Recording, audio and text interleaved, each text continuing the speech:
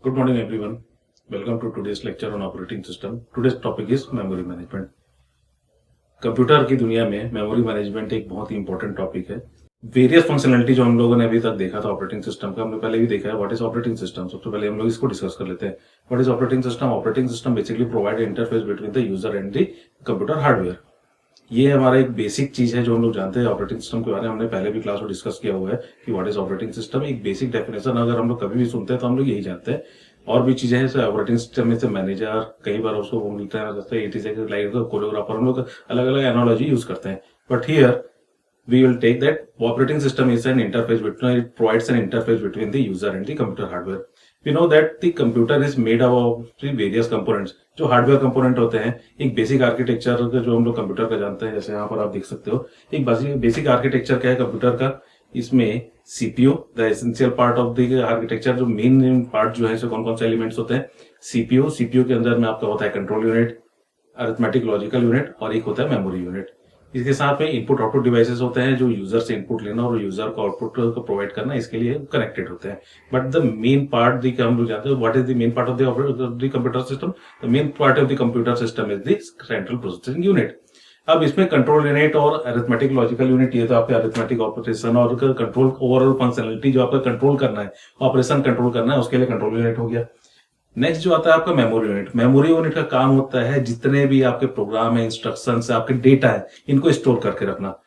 अब ये जो मेमोरी यूनिट है ये इंपॉर्टेंट इसलिए है क्योंकि अगर आपको कुछ भी चीज रखना है तो आपको यही रखना है। जैसे ह्यूमन की मेमोरी होती है, आपको कोई भी चीज रिकॉल करना है, आप एग्जाम देने जा रहे हो या आपसे कोई भी क्वेश्चन करता है तो जो आपने सुन रखा है, देख रखा है, या आपको लाइफ में कभी भी किसी चीज के लिए रिक्वायरमेंट होता है तो आप अपने मेमोरी से जाते हो कि आपने अगर अपना कोई सामान भी रखा है तो आपको याद करना पड़ता है। तो वो कहाँ होता है, ये यहाँ फीड है आपका कि आपने कौन सी चीज कहां पर रखी हुई है, वो आपका मेमोरी है।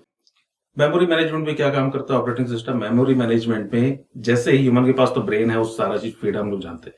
अब इसके बाद जो हम कंप्यूटर के बारे में बात करते हैं तो कंप्यूटर में ऐसा होता नहीं है। कंप्यूटर में वेरियस टाइप्स ऑफ मेमोरीज होते हैं, अलग अलग लेवल के मेमोरी होते हैं। इन सभी को मैनेज करने का जो काम करता है that part is played by the operating system. There are the various functionality of the operating system. The core functionality of the operating system we already discuss about that in the previous lectures. जैसे क्या क्या होता है, process management, input output device management, file management, और इसमें एक part जो होता है आपका होता है मेमोरी मैनेजमेंट। मेमोरी मैनेज इसके अलावा कुछ कुछ और चीजें होती है like the counting, the protection, ये है। But the four core functionality of the operating systems are the process management, memory management, input output device management, और we can simply say the device management, and देखिए fourth one is the file management. जितने files आपके store करते हैं the logical storage, file are the logical storage. तो इन सभी को मैनेज करता है आपका operating system. That's why we refer sometime as a manager. What is operating system? Operating system is the manager in the system. ये सारी जितनी भी चीजें होती है उसको मैनेज करता है। आज हम लोग जो इसको डिस्कस करेंगे, इसमें हम लोग का टॉपिक है the introduction of the memory management. तो इंट्रोडक्शन ऑफ मेमोरी मैनेजमेंट हम लोग क्या क्या देखेंगे कि कौन कौन सी कॉम्प्लेक्सिटी है, मेमोरी मैनेजमेंट की कॉम्प्लेक्सिटी कैसे होती है, हम उसके साथ में कैसे करते हैं, इफेक्टिव हम लोग मेमोरी को कैसे मैनेज कर सकते हैं।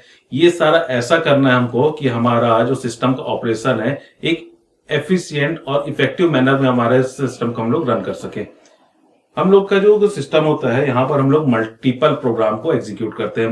मल्टी प्रोग्रामिंग ऑपरेटिंग सिस्टम हम लोग रिफर करते हैं। What is the multi programming operating system? Where the multiple program are running simultaneously in the system. अब मल्टीपल प्रोग्राम है तो उनको मैनेज करने के लिए आपको सिस्टम भी चाहिए। तो इसमें जो आपका एक जो पार्ट होता है that part is the memory management. इस मेमोरी मैनेजमेंट में आप अलग अलग प्रोग्राम को कैसे वहां पर रखोगे। भाई मेमोरी तो एक है, आपका सिस्टम है जो आपका प्रोसेसर जो भी एक है, लेकिन हम इसे मल्टीपल प्रोग्रामिंग को कैसे अचीव करते हैं। तो मल्टीपल प्रोग्रामिंग को अचीव करने के लिए यहाँ पर जो हमारे पास रिक्वायरमेंट होता है एक स्ट्रॉन्ग मेमोरी मैनेजमेंट टेक्निक का। ये कौन प्रोवाइड करता है? This is again the part of the operating system. Operating system memory management में क्या करता है, ये जितने भी लेवल के मेमोरी, अलग अलग लेवल के मेमोरी है जो हम लोग आगे चल के भी मेमोरी हायरार्की में भी देखने वाले हैं इसी के लेक्चर में, तो वहां पर हम लोग समझेंगे कि व्हाट आर द हायरार्की, कौन कौन से लेवल पे और कैसे होता है। बट अगर हमको सिस्टम को रन करना है, जैसे मेमोरी मैनेजमेंट एक कोर फंक्शन है कंप्यूटर सिस्टम के ऑपरेशन में। मेमोरी के इस तरीके से अवेलेबल कराना आपके लिए मतलब कंप्यूटर के लिए, कंप्यूटर में मेमोरी के इस तरीके से मैनेज करना कि बिना किसी कॉन्फ्लिक्ट के यहाँ पर कॉन्करेंट प्रोसेसिंग आपकी चलती रहे। मल्टीपल प्रोग्राम्स है तो कॉन्करेंट प्रोसेसिंग आपका चलना चाहिए।